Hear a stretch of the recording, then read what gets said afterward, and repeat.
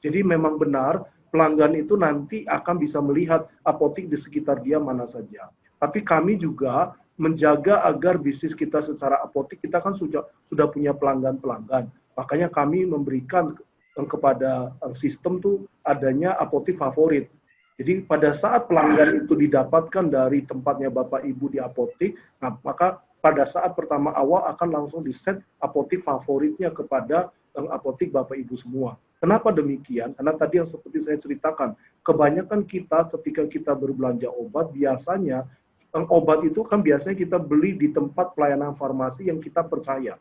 Jadi biasanya orang-orang tuh sudah punya apotik-apotik yang dia percaya. Nah, kita juga ingin pada saat orang berpindah transaksi secara digital, dia juga tidak kehilangan apa yang dia sudah percaya.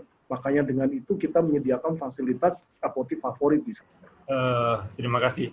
Kalau tadi konfirmasi pertanyaan, berarti ini banyak terhubung dengan beberapa apotek, betul ya Pak Mosel itu?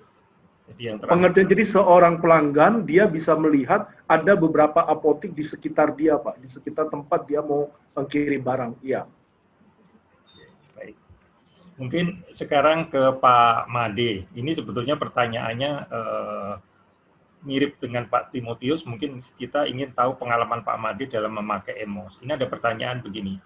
Jika terdapat pemesanan melalui EMOS oleh apotek pelanggan, apakah ada sistem penyaringan atau restriksi sebelum pesanan disetujui?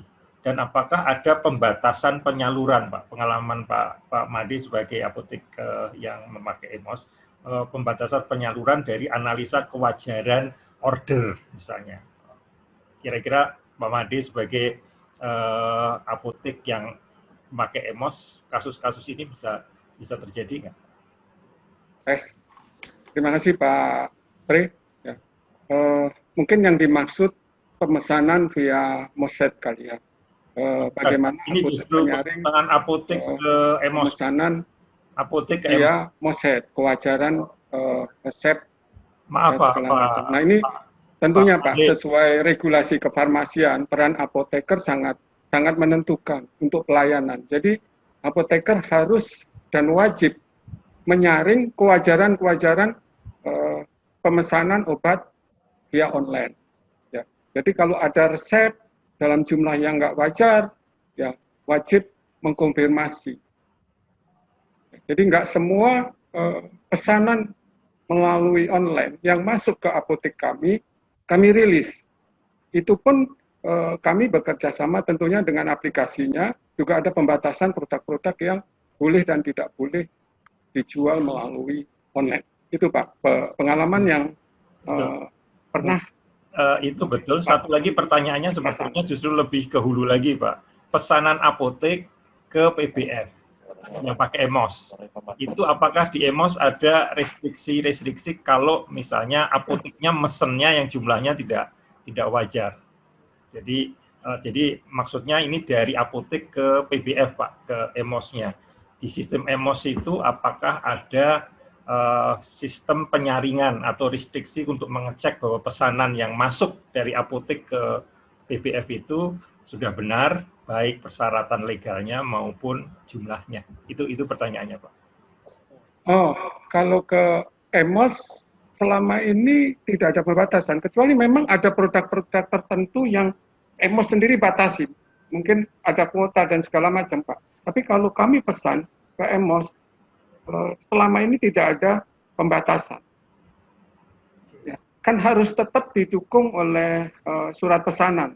Ini yang contoh kalau produk-produk psikotropika atau produk-produk OOT, prekursor itu memang dikendalikan juga oleh EMOS maupun dari apoteker encefalnya. Ya. Terima kasih Pak Made. Sekarang kita ke Pak Patrick nih lebih. Ini ada pertanyaan sebetulnya untuk membandingkan. Mungkin Pak Patrick lebih nanti bisa dibantu juga oleh Pak Timo kalau misalnya. Apa kelebihan Moshealth dibandingkan dengan metode apotek online lainnya? Ini pertanyaannya. Yang kedua sih sama tadi bagaimana kalau ingin bergabung. Mungkin pertanyaannya ke Pak Patrick, Apa sih sebetulnya kelebihan MOS Health dibandingkan dengan metode apotek online lainnya? Ini dari apoteker Selvianta Purba pertanyaannya. Silakan Pak Fajri. Terkait tadi pertanyaan mengenai kelebihan daripada MOS Health itu sendiri, ya tadi juga Pak Timo sudah katakan bahwa di sini juga ada salah satu fitur ya yaitu apotek favorit yang bisa digunakan di MOS Health. Di mana tadi Pak Timo juga sudah katakan di masing-masing konsumen biasanya mereka sudah punya apotek favorit yang ada di sekitar perumahan mereka atau mereka tempat tinggal mereka. Nah, di sini kelebihan MOS Health adalah konsumen ataupun pasien bisa memilih sendiri apotek favorit yang menjadi pelanggan mereka, yang sudah dipercaya oleh pelanggan tersebut. Nah, sehingga ini adalah menjadi keunggulan bagi apotek, sehingga mereka akan menjadi pilihan utama bagi konsumen yang akan memilih obat-obatan tersebut. Nah, kemudian juga terkait dengan fitur MOS Health ya, di sini Bapak Ibu juga bisa pakai. Nah, dengan menggunakan MOS Health ini, konsumen bisa lebih praktis dalam membeli obat, ya, di mana sistem juga bisa membantu terkait dengan ketersediaan produk yang ada di dalam MOS Health sendiri. Ya, jadi di sini sangat praktis dipakai oleh para pelanggan-pelanggan yang ada. Ya, mungkin berbeda dengan aplikasi lainnya, di mana aplikasi lainnya kebanyakan mereka sistem yang memilihkan apotek yang ada di sekitarnya. Ya. Nah, dengan adanya MOS Health ini sangat menguntungkan bagi mitra-mitra MOS Health yang sudah menjadi bagian daripada MOS Health ini sendiri. Ya. Selain tadi menjadi pilihan daripada pasien yang sudah menggunakan, apotek ini juga bisa mendapatkan konsumen di luar radius yang sudah tempat apotek tersebut berlokasi. Nah, di sini pun juga tim dari MOS Health juga selalu melakukan aktivitas marketing baik melalui media sosial ataupun promo-promo dengan prinsip lainnya. Ya, tadi seperti Pak Nurul katakan bahwa kita pun juga harus engage dengan pasiennya, dengan customer-nya. Di sini pun juga tim MOS Health juga punya medsos yaitu IG MOS Health, di mana kita terus meningkatkan engagement dengan para pasien atau para pelanggan sehingga dapat menggunakan MOS Health. Dengan otomatis dengan transaksi meningkat, otomatis transaksi tersebut akan juga dilayani oleh apotek-apotek sebagai mitra MOS Health, Pak Pre. Terima kasih. Terima kasih. Kita masih punya waktu kira-kira 13 menit lagi, mungkin satu putaran lagi, masing-masing satu pertanyaan. Kita kembali ke Pak Nurul. Ini ada pertanyaan mungkin tidak menyangkut online, tapi menyangkut bisnis apotek, Pak Nurul. Ya. Ini ada pertanyaan jadi apotek Sofyan Pebrayitna. Pak, bagaimana kita mengembangkan bisnis apotek sementara pemerintah menargetkan 100% BPJS? Tidak semua apotek bisa dengan BPJS. Sudah banyak apotek yang tutup karena pelanggannya pindah ke Vaskes BPJS. Ini lebih ke masalah apotek secara umum. Mungkin Pak Nurul bisa kasih visinya untuk ini. Ya, terima kasih. Pertanyaan yang bagus sekali, Pak Priyagusta. Sudah kita sadari sejak adanya undang-undang tentang jaminan sosial kesehatan, maka memang yang namanya universal health coverage, asuransi sosial termasuk kesehatan untuk masyarakat itu dikembangkan di hampir di seluruh dunia. Jadi itu sudah merupakan suatu hal yang memang harus begitu. Tinggal kita bagaimana sekarang. Jangan sampai kita terus apatis, wah kalau kita nggak bisa ngurusin BPJS gimana? Oh sekarang pasarnya BPJS ya. Meskipun BPJS juga aturannya banyak.